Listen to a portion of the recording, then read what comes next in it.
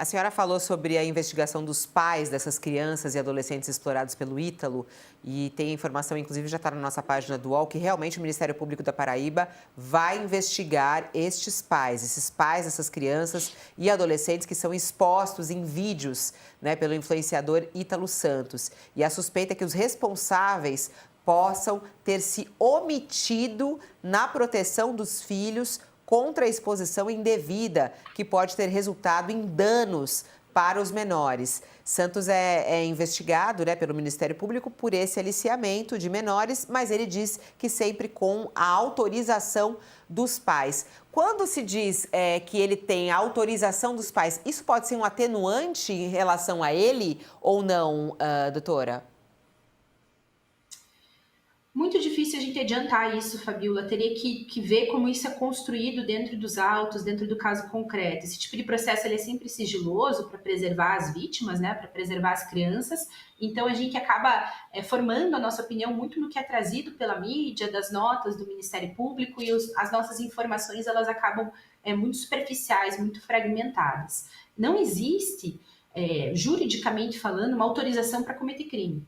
Então, tá aqui meu filho, tá autorizado aqui, então agora com essa autorização aqui eu vou cometer o crime e eu vou ter aqui uma atenuante porque eu fui autorizado. Não existe isso, né? A partir do momento que for identificado que de fato ocorreu a conduta criminosa, nós temos a conduta típica moldada ali naquele caso concreto, o fato de haver uma autorização ou não vai fazer diferença nenhuma, né? Não existe isso de autorização, sobretudo porque, resgatando aqui uma fala da Thaís também, aqui a gente está olhando sempre para o maior interesse do menor, para a proteção do menor. Então, os acordos feitos entre os adultos, eles são indiferentes quando a nossa preocupação é esse menor foi exposto a um delito, ele foi vítima de um crime. Ora, o acordo entre os adultos é indiferente para isso. A gente teve a ofensa ao bem jurídico, então isso é suficiente para a configuração desse delito. Os acordos entre os adultos podem talvez ser discutidos, como eu falei ali, na atenuante genérica, enfim, uma argumentação para ser realizada pela defesa dos acusados. Mas eu não consigo enxergar essa atenuante, de fato, tendo uma aplicação prática no caso, como descrito pela mídia, uma vez que a gente não teve acesso aí aos autos. Agora, tem essa questão, né, que diante de todo esse episódio sendo divulgado agora, né, todo mundo está querendo mudar um monte de coisa. A senhora mesmo estava falando sobre a proibição em relação às redes sociais de adolescentes, né, abaixo de 16 anos. O presidente Lula prevê, e isso está entre as discussões do governo federal, em proibir que um menor de 16 anos utilize rede social sem a supervisão dos pais. Até a gente colocou essa enquete no ar, tá no nosso chat. E aqui, olha só, 91% dos que participaram, já tem aqui quase 1.500 votos, 91% acreditam que sim, tem que proibir. 9% diz que não, né, que não tem que proibir. Mas aí é muito curioso, né? Porque, assim, teoricamente, sempre com a proteção dos pais. Mas como é que essa supervisão dos pais também cai em cima dos pais? Essa obrigação, não é obrigação, porque, claro, é obrigação dos pais, mas é muito difícil para os pais fazerem essa supervisão, né? Como é que se faz isso? Como é que a senhora vê isso sendo colocado em prática para também não ser mais uma coisa para inglês ver? Ah, não, eles agora estão com as redes sociais, mas está com a supervisão dos pais. Será que vai estar mesmo? Ai, Fabiola, tudo que diz respeito à tecnologia, a nossa sensação é sempre que a gente está enxugando gelo, né? O modelo de negócio da rede social é lucrar em cima da nossa atenção. O que gera a nossa atenção? Temas polêmicos, temas ilícitos, tudo que for polarizado. Então, assim, o modelo de negócio da rede social não combina com a proteção à infância.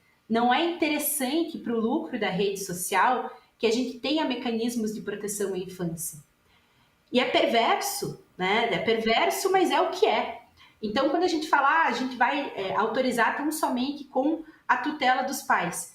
Boa parte dos perfis em que a gente vê a exploração dessas crianças, e isso fica claro também para utilizar aquilo que está em pauta, né? Que é o próprio vídeo do Felca, fica claro que há a presença dos pais, né? Há a companhia dos pais durante a exploração dessa imagem. Então, você colocar lá no perfil do João Henrique, seu filho, monitorado pelo papai e pela mamãe, não vai impedir né, que essas redes de pedófilos comentem ou peguem as imagens ou utilizem as imagens do teu filho para produzir vídeos com inteligência artificial. Então a gente está hoje lidando com fenômenos tecnológicos de uma complexidade muito grande, em que nós, enquanto sociedade, até eu como advogada, né, que não sou uma pessoa da tecnologia, nós temos dificuldade de entender para conseguir enfrentar esses fenômenos. Então, o quanto a exposição da imagem da minha filhinha, tem uma bebezinha que está agora com 10 meses, pode impactar no futuro dela. Eu não consigo nem prever o que uma foto dela pode virar daqui a 2 anos, daqui a 6 meses. Né? A gente tem uma evolução muito grande da tecnologia. Então, novamente, colocabilidade tão somente nos pais não é a solução. Nós precisamos regular as redes sociais e nós precisamos fazer com que essa regulação seja a regulação de fato. Ela não vai ser interessante para a Meta, ela não vai ser interessante para o Google, ela vai diminuir o lucro dessas plataformas, mas isso não nos interessa. O que nos interessa é proteger a infância. Então, essa regulamentação precisa acontecer não apenas com a responsabilidade dos pais, mas com a responsabilidade desses negócios também.